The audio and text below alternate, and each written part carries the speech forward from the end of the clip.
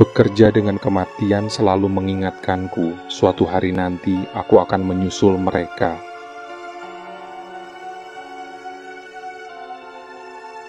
Hari sudah sore tapi Pak Hidayat masih sibuk. Di hadapannya sebuah meja beton berlapis keramik putih. Permukaannya membentuk lekukan yang lebih rendah di salah satu sisi. Dengan sabar, Pak Hidayat menyikat keramik memakai sikat kecil di tangan kanan, sementara tangan kirinya memegang selang yang terus mengeluarkan air. Dia membilas noda baru sampai bersih, mengalirkannya melalui celah kecil di sisi meja. Beberapa kali ia harus menyikat lebih keras agar kemerahan hilang. Sekitar 10 menit kemudian, permukaan meja kembali bersih. Keran dimatikan, tangan yang masih basah ia lap pada pakaian kerjanya. Hari itu ia mengenakan celana bahan coklat dan kaos berkerah garis-garis coklat. Sandal jepit terselip di kakinya. Ia bekerja sendirian di ruangan yang tidak terlalu besar, dipenuhi tempat tidur beroda dan beberapa kain putih.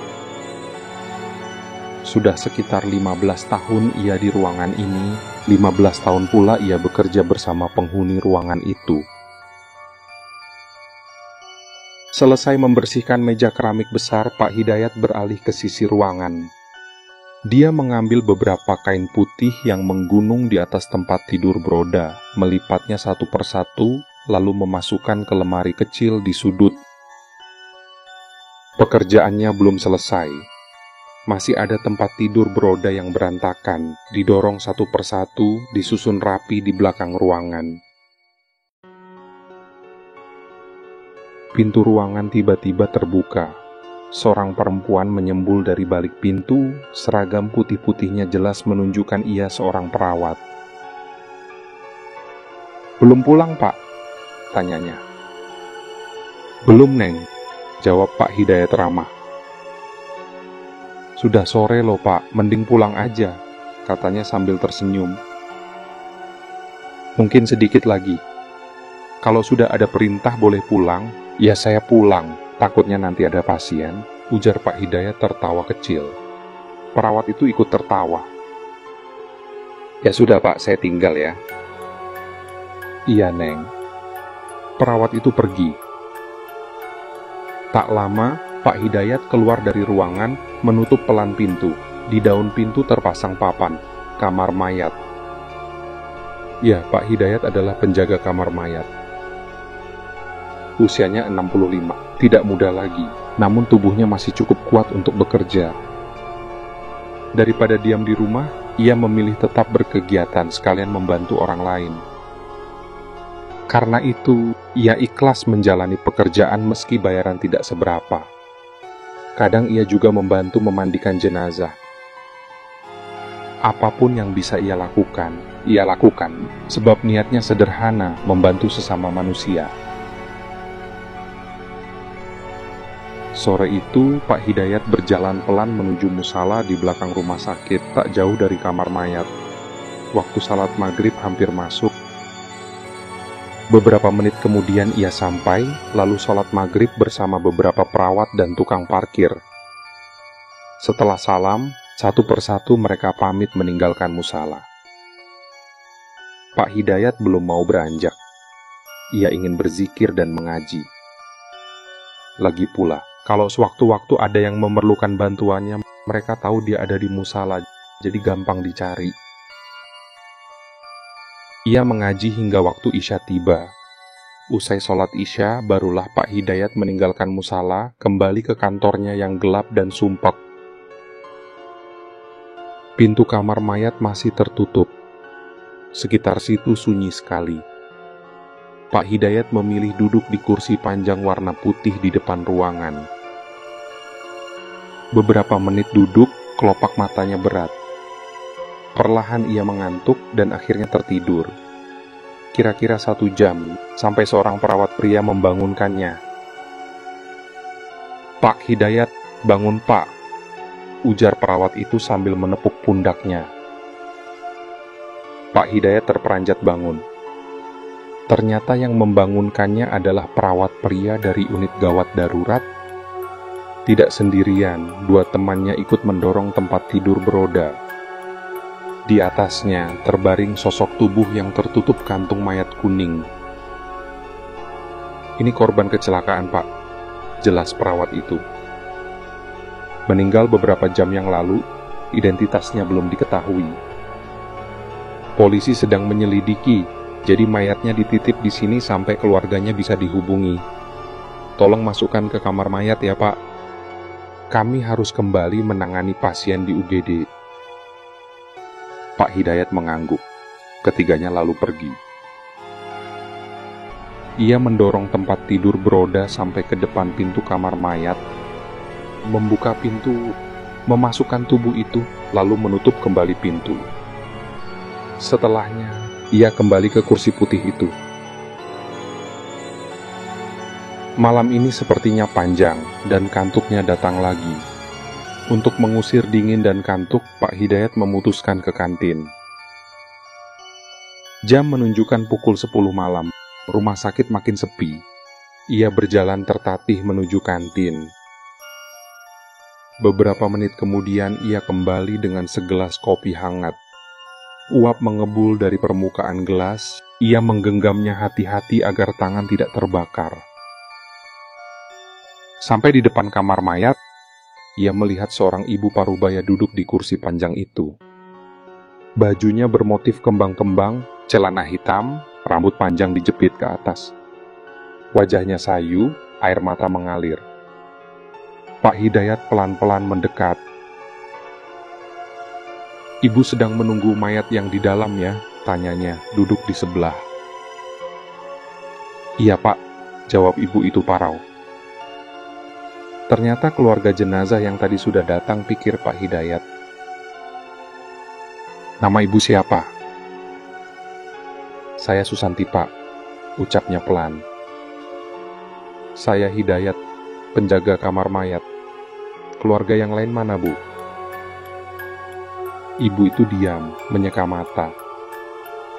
"Nanti mereka nyusul, Pak."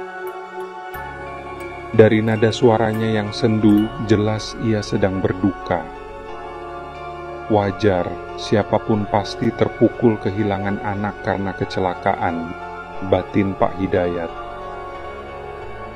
"Kalau begitu saya temani ibu sampai keluarga yang lain datang," katanya. Beberapa menit kemudian suasana hening. Mereka tak banyak bicara. Ibu Susanti terus saja menangis, sedih yang menekan dadanya hingga tidak bisa ditahan. Pak Hidayat menyesap kopi hangat, berusaha mengerti apa yang ia rasakan. Jam merayap. Hingga pukul 1 dini hari tangis ibu itu reda. "Terima kasih sudah menemani saya, Pak," ucapnya. "Sama-sama, Bu, memang tugas saya," balas Pak Hidayat ramah. "Bapak sudah lama kerja di sini?" Ibu Susanti memasukkan sapu tangan ke dompet besarnya. "Sudah sekitar 15 tahunan. Ibu yang sabar ya, ikhlaskan kepergiannya. Dari Tuhan kembali ke Tuhan," ujar Pak Hidayat, memberanikan diri menyampaikan belasungkawa. "Terima kasih, Pak. Mungkin nanti keluarga yang lain akan datang. Kebetulan saya yang dekat sini, jadi bisa duluan ke sini," kata Ibu Susanti. "Baik, tidak apa-apa, Bu." Rumah sakit makin mencekam. Tak ada seorang pun di sana selain mereka. Udara dingin menusuk.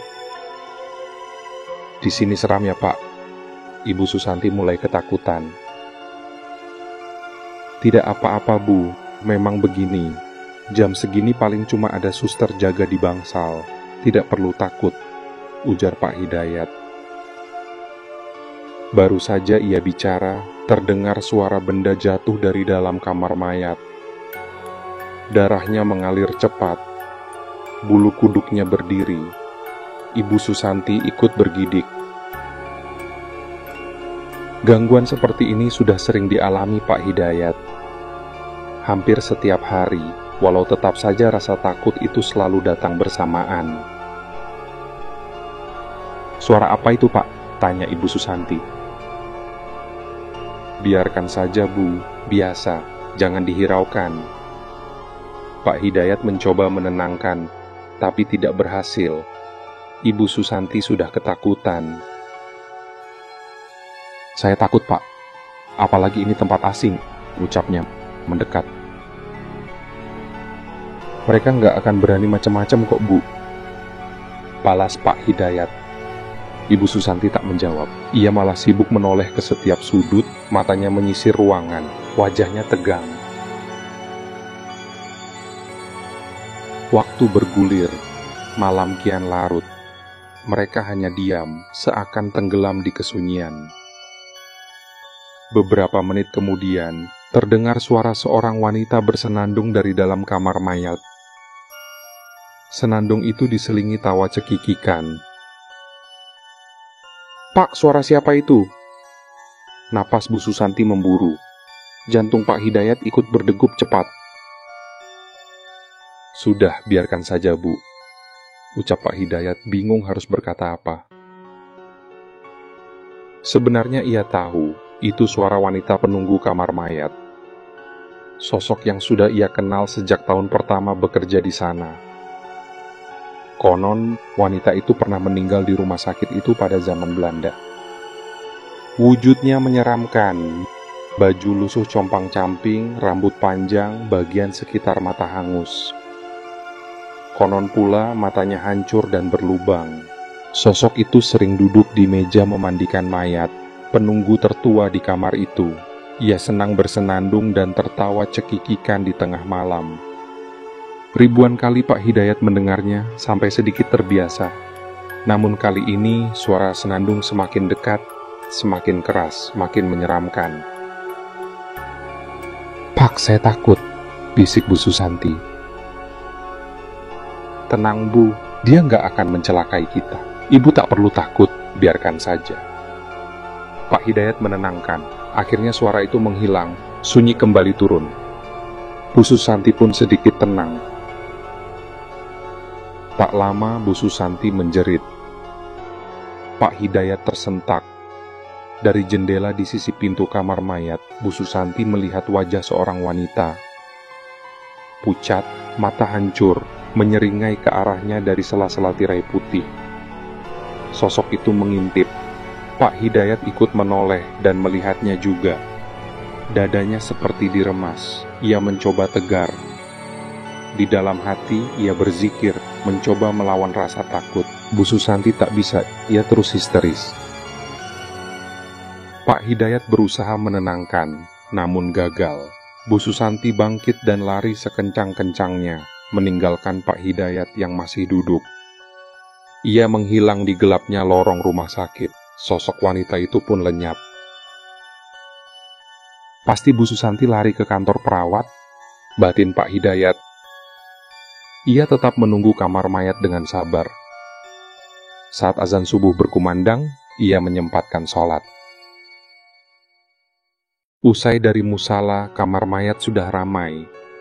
Beberapa orang mengerubungi ruangan, setidaknya 5 orang berpakaian bebas dan 2 polisi. Pak Hidayat mendekat, seorang perawat keluar dari kamar. "Ini dia Pak Hidayat, dicariin dari tadi, habis sholat ya," sapa perawat. Pak Hidayat mengangguk.